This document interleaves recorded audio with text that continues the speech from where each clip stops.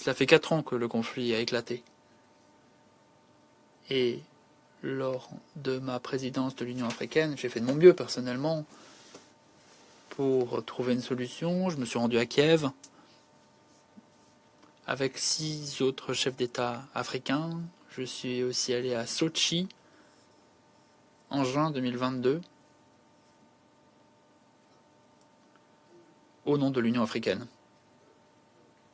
Et nous savons que lorsqu'un membre permanent du Conseil de sécurité participe à un conflit, il est très difficile de trouver une solution. On le sait toutes et tous. Monsieur le représentant de l'Ukraine, c'est qu'il faut, à mon avis, tout faire pour éviter dans ce conflit tout risque de dérapage. On a beaucoup parlé de Zaporizhzhia et il faut poursuivre les efforts de paix et la recherche de paix.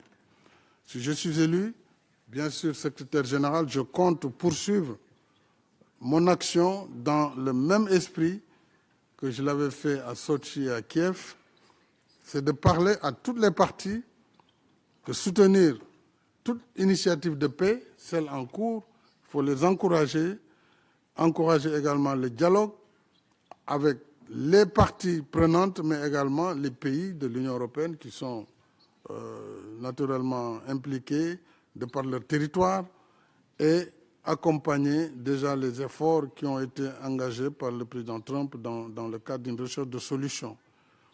Maintenant, la question sur le fait que l'implication d'un membre du Conseil de sécurité, un membre permanent, cela rend la tâche difficile pour l'organisation.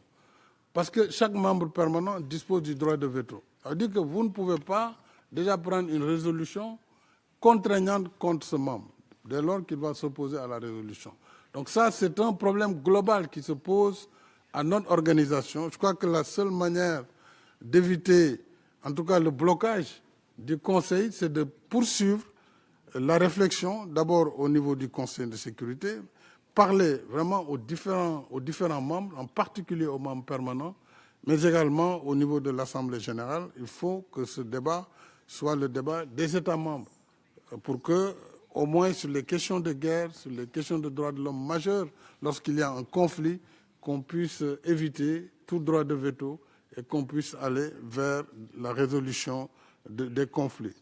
I mean, speaking to anyone is not endorsement, but... Il s'agit donc de voir comment la paix devient possible. Rôle de bons offices, de renforcement des mécanismes internationaux de surveillance par rapport à tous les manquements dans les zones de conflit. Je vous remercie.